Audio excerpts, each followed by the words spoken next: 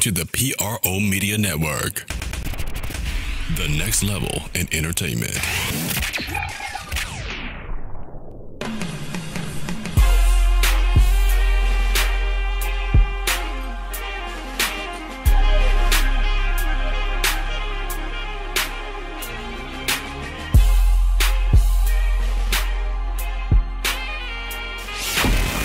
Get ready. It's time for the Sports Coma with Big Q and the guys. Telling you everything you need to know about the Saints, Pelicans, and a whole lot more.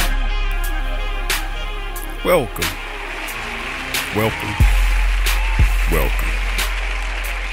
You're now rocking with Sports Coma with Big Q and the guys.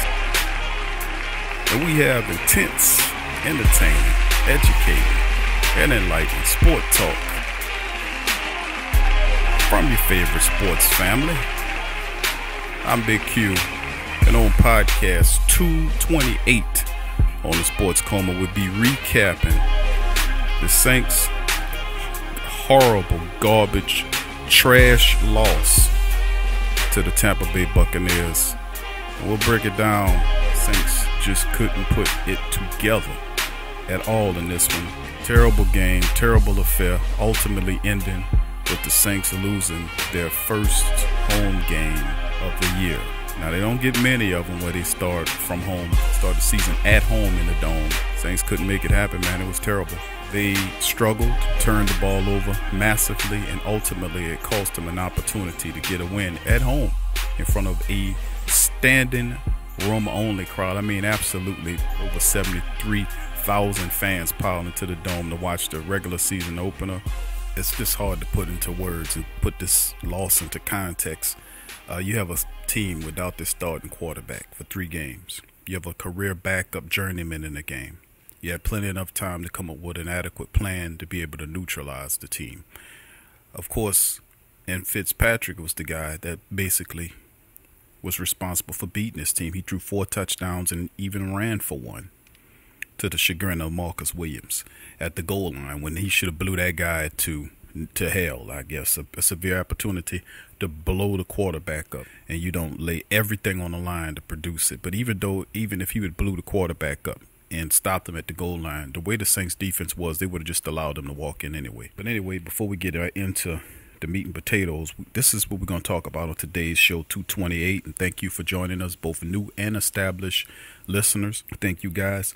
This is the rundown. We'll talk about what happened to the terrible defense. Where was the defense? No pass rush, no nothing. We'll break that down.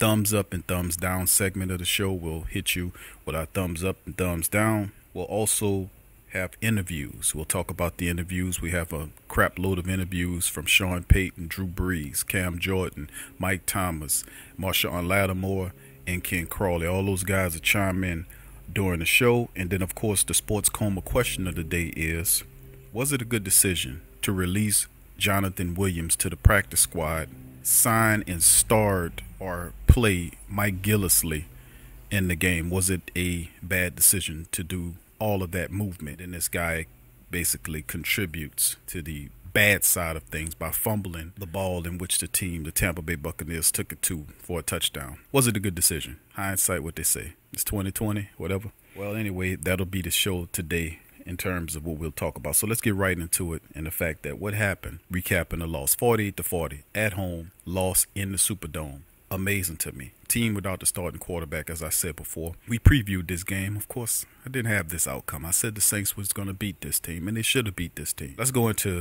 at the team statistics, by the way, and break that down. Saints, 26 first down, tied with Tampa for 26. Although you look at the third down efficiency, which was the Saints was 4 of 9 on third downs. The Tampa Bay Buccaneers 8 of 13 on third down. I mean, the Saints could not get Tampa Bay off the field. The defense could not get them off the field. Ultimately, if you can't get the opposing offense to get off the field, then you're going to be tired out. And I think that's a lot of things that contribute to the Saints defensive having these woes. They were fatigued. because they couldn't get off the field. Looking at total plays, Saints had 59 versus 62 by the Bucs. Total yards in the game, 529 yards for the Buccaneers versus 475 for the Saints. 11 total drives for the Saints and Bucs. The Bucs averaged 8.5 yards per play. Saints with 8.1. And then when it comes down to it, passing-wise, individual passes, 417 yards for Fitzpatrick on 21 of 28 passing. He had 4 touchdowns passing in the game. He was responsible for 5. He also had 1 that he ran in. More on that later. And, of course, Drew Brees finished with 37 of 45, 439 with 3 scores, no turnovers for Drew Brees. The rush stats for the game, the Tampa Bay Buccaneers running backs finished with 112 rushing yards on 34 attempts versus the Saints, who had 13 attempts for 43 yards, totally off balance. And you could contribute that to the fact that the Saints got behind early and to a degree had to abandon the running game. And you can look at the fact that the Tampa Bay Buccaneers were stuffing the Saints running the ball. They could not run even before the league ran up. Of course, penalties were ridiculous. The referees calling against the Saints was stupid. 3 penalties for roughing the passer, absolutely asinine, stupid and foolish, dumb, terrible calls.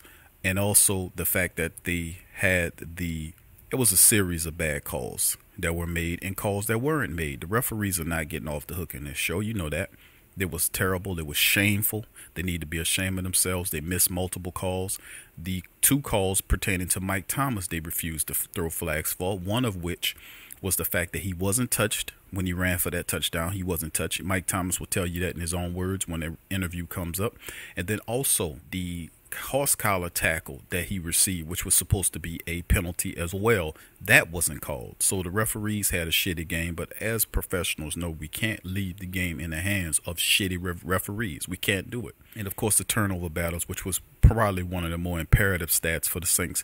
They gave up 2 fumbles, one of which was Mike Thomas trying to do a little bit too much. He was popped from the back. The ball comes out on a potential scoring drive. The Buccaneers receive it to get it back in the third quarter. And then the fumble by Mike Gillislee, which was returned for a touchdown that helped contribute to more woes for the Saints. 27-51 Saints time possession, Bucs 32-09, and the team stats, individual stats. Of course, we talked about Drew Brees and Fitzpatrick having their games. The Saints running backs, not so much. 8 carries for 29 yards for Alvin Kamara. He had 2 touchdowns. Tampa Bay Peyton Barber, 19 carries for 69 yards. He averaged almost 4 yards a carry. In Tampa Bay, if they really wanted to, they could have just kept hitting the Saints with the running game. The Saints could not stop them. Fitzpatrick even got out of the pocket 12 times for 36 yards, and he had a score.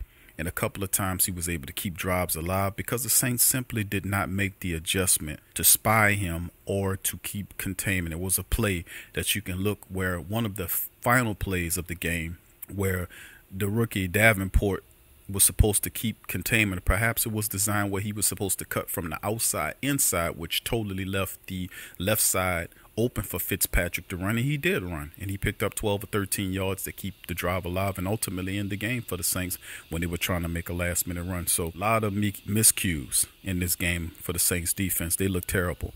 Wide receiver Mike Thomas, who broke the Saints all-time catches in a single season game. He had 16, 180 yards, 11 yards a catch. He had a touchdown. He was targeted 17 times, caught 16 of which.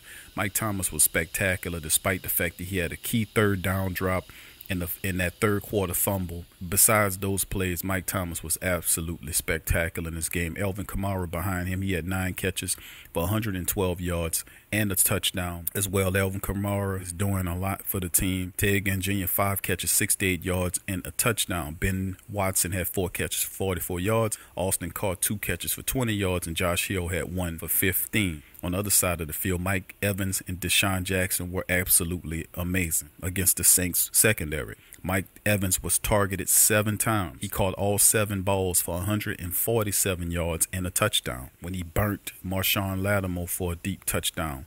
I think that was a 50-yarder when he just heaved it and he just burnt the hell out of Lattimore. 21 yards a catch, Mike Evans, who the referees failed to make a call when he put his hands in Marshon Lattimore's face. Referees didn't make a call. Lattimore was upset by that. The referees don't seem to see wide receivers or people when they put their hands in people in the defender's face. They don't usually call that, but the defenders can't put their hands in their face. That has to change. Deshaun Jackson, the opposite side of wide receiver, that was covered by Ken Crawley. He was thrown to 5 times. He caught all 5 of them for 146 yards. He averaged almost 30 yards a catch, and he had 2 touchdowns, one of which was a blown play where he streaked down the field, deep ball, 58-yard long touchdown. On a blown coverage play, of course, if you look at the film, you can see that was clearly Crawley's man. You guys correct me if I'm wrong on that, but I thought seen on the film that it was Ken Crawley. Chris Goodwin, the other wide receiver, he had 3 catches for 41 yards and a touchdown. He burnt Ken Crawley with a touchdown. So Deshaun Jackson had also burnt Ken Crawley with one of his 2, and the blown coverage, I can attribute that to Ken Crawley, even though you could say that was just defense. But somebody had to have guarded that guy, and I think that was Ken Crawley's man, because that was an assignment the entire game, for large portions of the game anyway. But anyway, like we said, the Saints just didn't look good rhythm-wise defensively, and we can attribute that the Saints offense tried to keep up through the first half of the game. The Saints defense didn't give them enough yield, didn't yield enough help to them. Demario Davis led the defense with 8 tackles. Marcus Williams had 6 tackles. Cam was 6. Very quiet 6 tackles for Cam. This was one of the most quiet games I ever seen with Cam Jordan. Very quiet affair for Cam Jordan. Don't like to see that. Totally was not a factor in this game. Ken Crawley, 5 tackles. Manti Teal, Alexander Loney, Von Bell, Tyler Davison all had 4. Marshon Lattimore, Kurt Coleman, Sheldon Rankings had 3. Pat Robertson, Chris Banjo, Alex Okafor, Justin Harder, and A.J. Klein all finished with a couple of tackles apiece in this game. Crazy part about all of this bull is the fact that the Tampa Bay Buccaneers punted 1 time.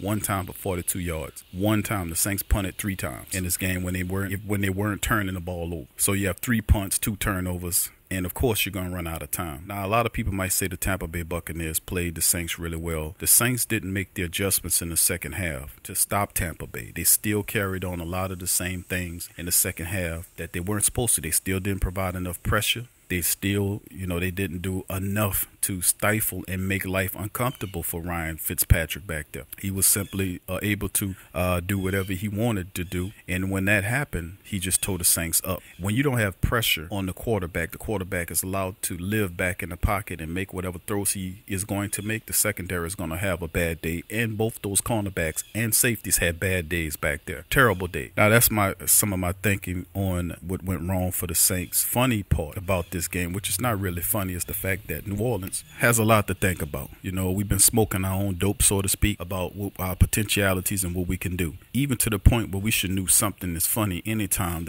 the haters that's out there that been picking against you for years all of a sudden chose you this year. The Saints do better as in the underdog role than the overdog, and I think in essence this will be a positive loss. And I say that to say, is there such thing as a positive loss? I think so. If you look at what the Saints, the way they lost this game, in the end, all I can say, our rookies, both of them all pro, Lattimore and Elvin Kamara, when you get smacked in the face, especially Lattimore, the way he got beat, the way he got abused by Mike Evans, you can do nothing but say to yourself, man, you know what? We're not as good as we thought, and we can't prove them right. We need to go back to taking and using our underdog role, because we accomplished more when people thought that we weren't it. And I hear all the Tampa Bay people out there saying, well, damn, we routed the Saints, so we gave the NFL a blueprint of how to handle Drew Brees and the Saints defense.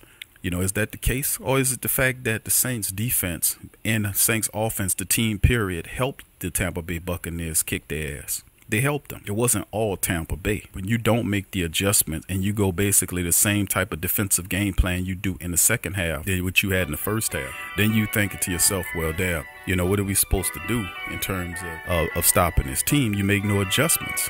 You made no adjustments. You didn't adjust to Fitzpatrick running around, in which he ultimately, that ended up hurting you in the game. This guy is a career backup with 4 touchdowns throwing the ball and 1 running. And we ain't talking about some guy that's known to be so good as scramble all around. It's totally crazy. It get to a point where you think, when you're the Saints, We got to figure out a way to make it right, and I think the Saints going to do that. But this is a positive butt whipping in the sense of that the Saints will rebound from this, and it'll be a lot better. Just let the air out your heads. Just let the big-headedness out of them. Now they can focus in and do what they need to do. So when we come back on the other side of the break, we'll hit all of our other topics and interviews. Listen to the Sports Coma with Big Q and the guys. Stay with us.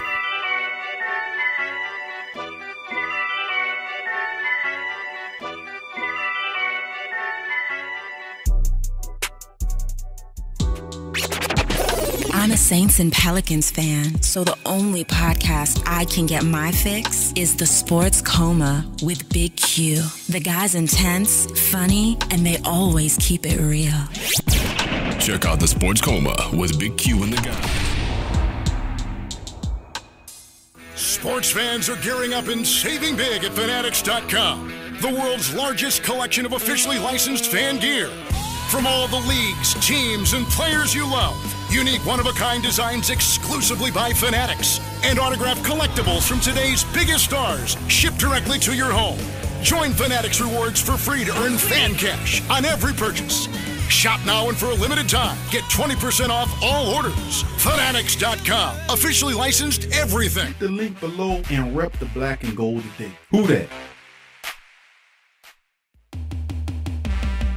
What's up, Sports World? The PRO Media Network is on a mission to reach 10,000 subscribers. So besides our regular programs like the Sports Coma with Big Q and the guys, the Pelican Post Game Report, Rapid Fire TSC, and others, we will be expanding out and offering other content like movie, anime, and gaming reviews for your entertainment. So if you enjoy our content, please donate at our Patreon page. Also subscribe, comment, and share. And help the PRO Media Network reach 10,000 subs. Peace. Follow the Sports Coma on Facebook, Twitter, Instagram, and YouTube.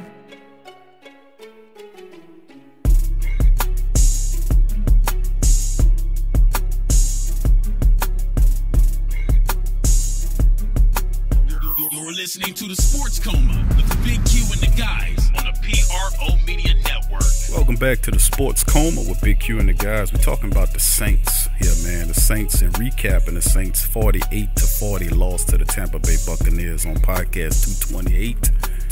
Terrible defensive outing by the defense. There was no defense. Defense was non-existent. Couldn't stop the run. Couldn't stop the pass. Couldn't do anything right. Couldn't make adjustments. That's the major part. If you have a bad second half, which some say is one of the second highest ranked scoring halves in NFL history, second half should have been a lot different. The Saints should have made the necessary adjustments, did what they needed to do, stopped Fitzpatrick from running all around on them. They simply did not do that. In turn, they were torched. And you could say, well, the secondary was pathetic. That's what happened to a secondary when you don't get any pass rush on the quarterback. That's what it looks like. Remember this. When you don't make it hot for the quarterback, he's allowed to sit back there and get hot. Coach Payton will say that in the teleconference that we'll pull up for you momentarily as we get into the interview section of the show.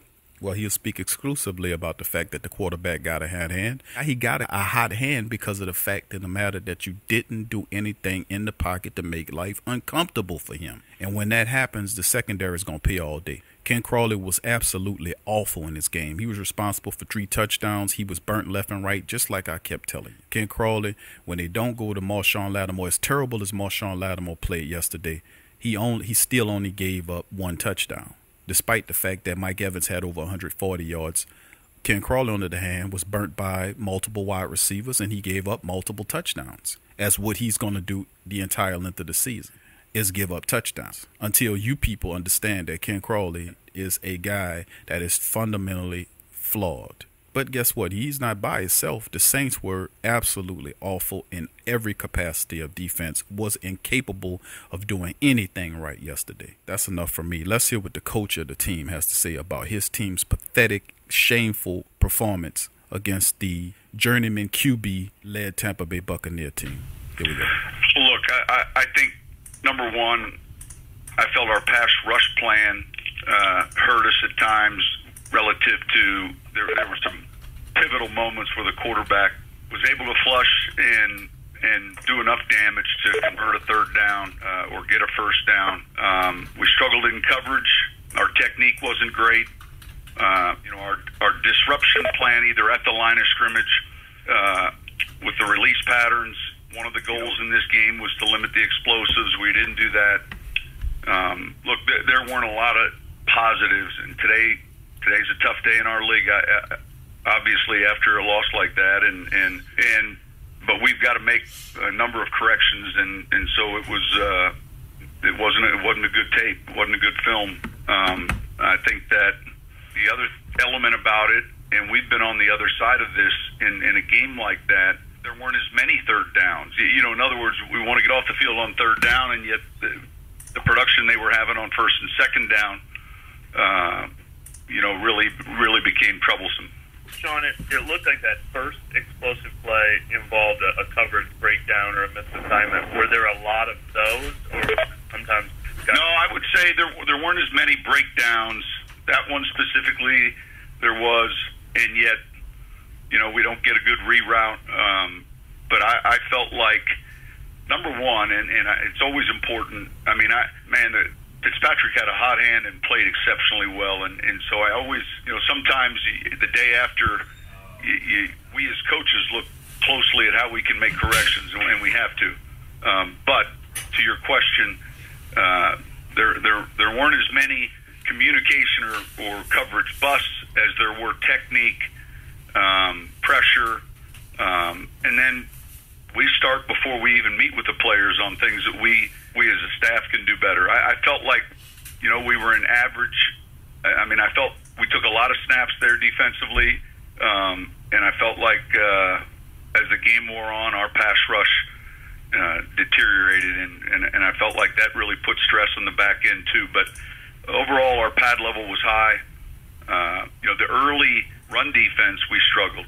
Offensively, we had a little momentum there. Then we kind of went on a lull second quarter through third quarter. Our turnovers show up there with the fumble, and then later the other fumble. So there's a lot we have to clean up today. But Mike, to your question, I don't feel like we dropped coverage in regards to an assignment as much as our technique needs to improve, and that would be the starting point. I was Coach Payton breaking down the Saints game in his words, and what could you say about that? Coach Payton, most teams will say we got to burn the tape. I know I say embrace it. Don't burn it. Embrace it and get better, and stop listening to all these people, the experts supposedly saying about what we are. Now, it's different when you're a follower of the team, and you've been saying that every season that the Saints is a team that is possible, that's a perennial playoff club that's going to make it and take it a step further. But when all these other pros and experts accordingly start talking about the Saints, picking the Saints as picks, that, and it started lifting us away from our underdog role, which I think we're better underdog than we are the overdog. Because remember what happened the season after the Saints won the Super Bowl. We were terrible. We can't listen to these other people. You still have to embrace the underdog role and play to a level beyond what we're capable of. Let's go to hear what Drew Brees had to say about the loss. Here's Drew Brees. Disappointing. Obviously, there's some things out there on both sides of the ball that I know we all feel like we can improve upon and get better at, and obviously the difference between winning and losing. I think there were some unfortunate penalties today that stopped drives for us offensively. Continued drives for our defense. Their offense, and so when you look at obviously the final score and you begin to go back and see the impact of some of those. Those are significant. Those make a difference in winning and losing, and so I think we need to get better in some areas and just understand that if we want to put ourselves in the best position to win, we've got to fix these things. And that's Drew Brees, analytical as usual, breaking down the Saints game, his thoughts, and like I said, Drew Brees was probably the one of the only few Saints that we had. Now Mike Thomas was really good in this game despite the fumble and the drop third down play. But Drew Brees was really excellent in this game, throwing for 3 touchdowns, over 400 yards. He was really nice in this game, played a really well game. Let's go to our next interview. Cam Jordan. Let's see what Cam, the leader of the Saints defense, had to say about this performance. At the end of the day, they made They made more big plays than we did. As a defense, you never want to give up 41 points. At the end of the day, the scoreboard was 48 or whatever we had. It wasn't enough. That's on the D-line. That's on me. So we've got a wake-up call for sure. Good for us is week 1 that we can address it this early. We're going to do just that. Anything Fitz did that surprised you to go forward? Other than his rollouts, he's shown a lot that he's stepped through the pocket. He's rolled out. He started rolling out. He made a lot of plays with his feet, including the last would be the last active play of the game. It's something that you have to be aware of. Again, I said it earlier this week that he was a lot more deceptively fast than people thought he was. We had that in the game plan to try and take care of that. He did a great job in evading us. That's on me. That's on the D-line. That's something that we'll have to focus on for this upcoming week, especially with Tyrod Taylor or whoever is going to be their starter. Sorry, would you say you're surprised right now? Surprised about what? Just the way it went. At the end of the day, this is the NFL. This is 32 teams comprised of 53 players who are giving it their all every week, every day, every week, week in, week out. This is something that we have to congeal as a defense now. It's one thing to have preseason. I told you it's another thing to have live bullets.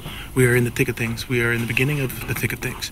We have to address ourselves and figure out who exactly we want to be. For 40 points or 41 points, whatever we allowed to happen, 48 points at the end of the game, for it to be on the scoreboard, that's unacceptable by our terms.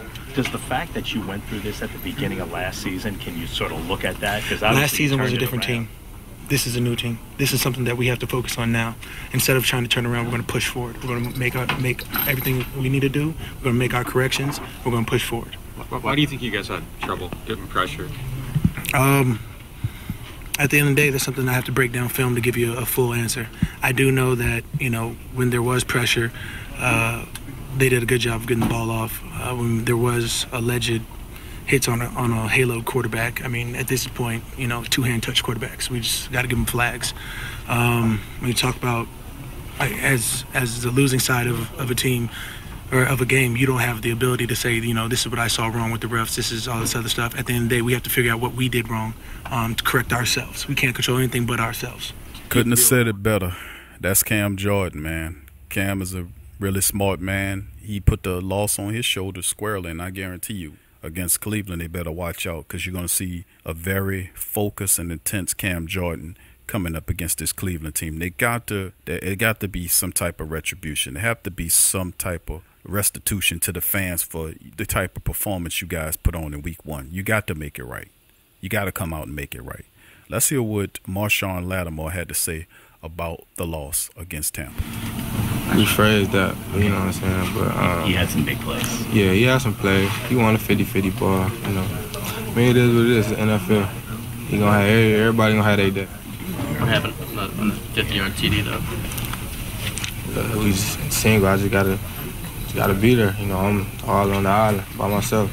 No help, no nothing. He had a cut split and he made the play. Sean Payton said after the game, just asked about the defense, just said kind of take your pick. Is that kind of the way you look at it? Of course. We can't stop anything. So, that's not going to get us down, though. We still together. We still brothers. At the end of the day, we got to go back and see what we did wrong and just step it up. That's all we got to do. We're not going to fall apart because of this. We still tight. We still a tight group, so it is what it is. We good. It ain't going to get me down. Everybody get beat. We needed this. We needed to get slapped in our face one good time. To see that we're not on the level we think we're on. And, we're going to get back. We're going to get better. Is that as frustrated as you felt during a game with your play? Not really. I'm going to be frustrated every time somebody catch a pass on me, so, not really. I just got to execute. I got to do what I know I can do. That's all. Marshon, interesting you say we needed to get slapped in the face. Obviously this team preached about it so much, proved them right. Was all the, right. Is it something you can't talk about? Of course, anything you can't talk about. We like to do what we say, of course, but it's not always gonna end up like that. It takes time to be a great team. There's a lot of new guys on the team, and we still trying to gel together and get right. So it's first game. Don't panic. We good. We went 1-2 last year. Went on the 8-game winning streak, so we good. Was that part of the deal today, the newness and just building chemistry? Yeah, of course. You know, I mean, we just we ain't playing no real game together. There's 2 new guys in the DB room. You know, we got new linebacker. We got, you know, a lot of new pieces to our defense. I agree with the young defensive back. Sometimes you got to get smacked in the face to let you know that you're not as good as you think you are. And truth be told, both our young rookies, Kamara and Lattimore, a lot of people been patting them on their back and telling them how great they were in their first seasons in the NFL. The second season, it's going to be an eye-opening experience. You better believe it, because teams are going to know what you're capable of in large part, and they're going to do everything they can to take it apart. Now, look what Tampa Bay did against Marshon Lattimore. They weren't scared. They went at him all day. They targeted him 7 times, and they were perfect. There wasn't no 50-50 balls. He didn't win the 50-50 balls. He won all of the balls. It was 100%. He beat you. They would target him 7 times, and he had 7 catches for over 140-something yards. And a score against Marshon Lattimore, which happened on a deep pass for 50-something yards. Left him on the ground against his rival Mike Evans. Big-time performance. But this is going to eat in the chest of these young players that are very prideful. This will make the team better. I promise you that. They will play with more focus and intensity coming up for the rest of the season, at least for one more game against Cleveland. Let's listen to what Mike Thomas had to say about, did he make that catch and ran for the touchdown? Was he touched? Here's Mike Thomas. How do you put that into perspective? That kind of game. I mean, you guys are in it till the end, but that's tough to take. Yeah, lesson learned. Eager to get back to work, correct our mistakes, and get that bad taste out of our mouth. Is there anything? I mean, from an offensive standpoint, you guys certainly felt like what you were going to get from them defensively? You know, we go out there, we respond, we watch a lot of film, we take coaching. Our coaches put us in position and game plan for a team like that, and we just have to execute it at a high level. Because you went through this last year, you know, dropping the opener anyway, is that, you know, you can use that to say, look, we've been here before. This is a whole new year. We have to also look at that. We can't worry about what happened last year. You know, we know what happened last year. We were on this team. Guys know how it felt. We just got to get back and play Saints football. Were you touched on the catch? No, sir. No, that's going to be hard. What did they tell you? That you were?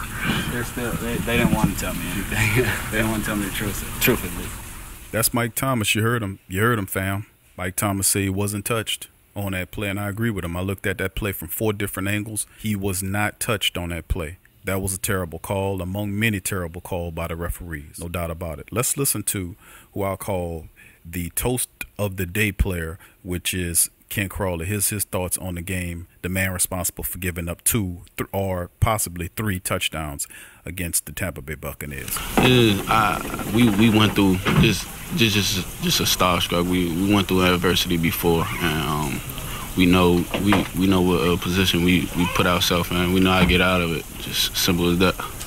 The inability to kind of stop them early, you know, offensively, either running or passing, certainly gave them some momentum maybe they weren't expecting. At the end of the day, we didn't get no turnovers, so that kind of was a big point emphasis going into the game. And when that guy's clicking, he can be a good quarterback. And Gas was, you know, had a chance to catch the ball. They made more plays than us, and they left it out there more than us on the field. And certainly passing and really with his feet as well. Yeah, exactly. Tips off to him. That's Ken Crawley. I got to agree with Ken Crawley before you walk in on that one, man.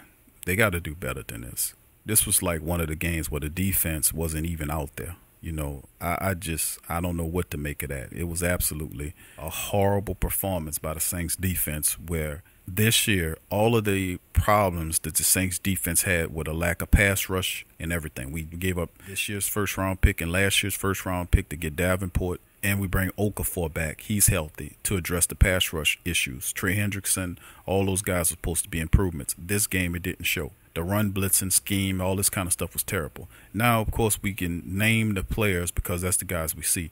But I'm going to put this squarely on the backs of the defensive coordinator. This was a terrible game called by Dennis Allen. This was a horrible game. This was a horrible game. You didn't spy the quarterback, didn't respect Fitzpatrick, and Fitzpatrick is the reason why they lost the game. They did not provide a steady blitz. A few times that they did hit them, the referees would then throw the flag. It's an insult because this is football. The quarterback has helmet, pads, and protection. The quarterback is not the punter. Maybe he is the punter now, because that's what the rule is they want to protect the quarterback like the punter. Unless you Drew Brees, who got knocked down a few times, no flags. But the 3 times the Saints did ruffle the feathers of Ryan Fitzpatrick, the yellow laundry came. It was a terrible officiated game, horrible officiated game. Shame on the referees for having this game. And one of the most insulting plays of the game was the fact that Michael Thomas was called down when no one touched him. Absolute horrible play that needs to be reviewable. It's sad, it's disgusting, and it ultimately resulted in, it could have been a touchdown that would have probably put the game into overtime and gave the Saints an extra opportunity. But with all that being said, as we get ready to get into our next segment, which is thumbs up and thumbs down, it was pretty easy for me to give thumbs up in this game because one player in particular that I think deserved the thumbs up, and that was the quarterback, Drew Brees. 37 of 45 for 439 yards. He had 3 touchdowns, averaged almost 10 yards a pass, almost a first down every time he threw the ball. He was sacked 1 time.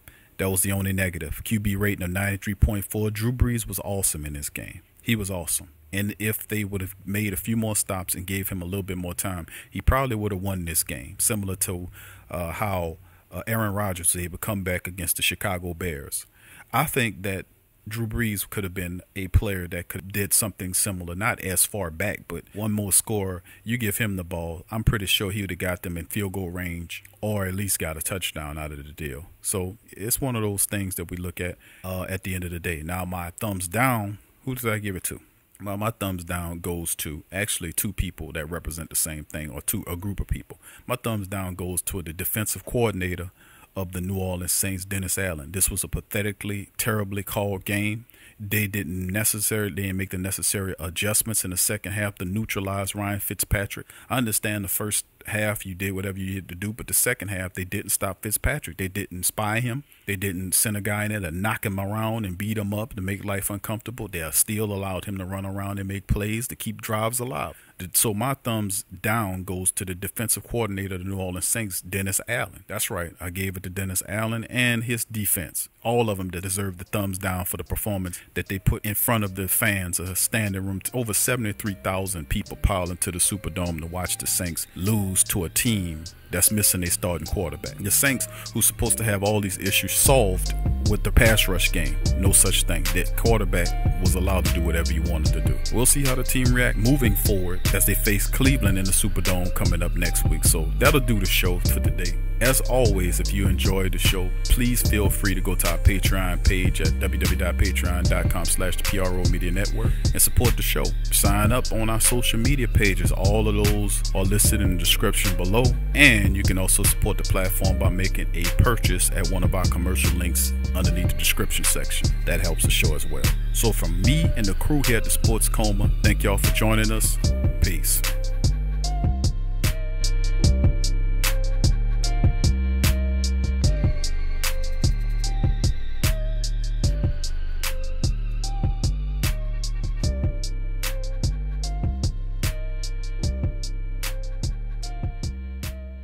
Forget ESPN or Fox.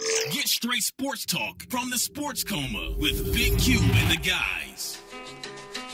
Thank you for listening to the Pro Media Network, who provides hours and hours of free edutainment to you and yours. If you are benefiting positively from our content, please donate to help us grow our platform by going to www.patreon.com/the Pro Media Network. That's www.patreon.com/the Pro Media Network, and support the true independent artists. Hello, Tiger fanatics. Are you ready for some football? If so, you need to head over to Fanatics. Click the link in the description section below and head over to get great deals on all LSU Tiger gear right now. Fanatics have all the great selection on everything Tigers. They have ladies and men's and children jerseys, footwear, t-shirts and dresses, golf and sports equipment, hats, pajamas and underwear, lawn and office gear, auto accessories, pet accessories, and much, much more. So if you're a Tiger and you want to show your Tiger spirit, click the link below and head over to Fanatics now to get all the top-notch LSU Tiger gear. And for 24 hours only, shipping will be free on all orders over just $29. Head over now and click the link in the description section below and be ready in style. Go Tigers.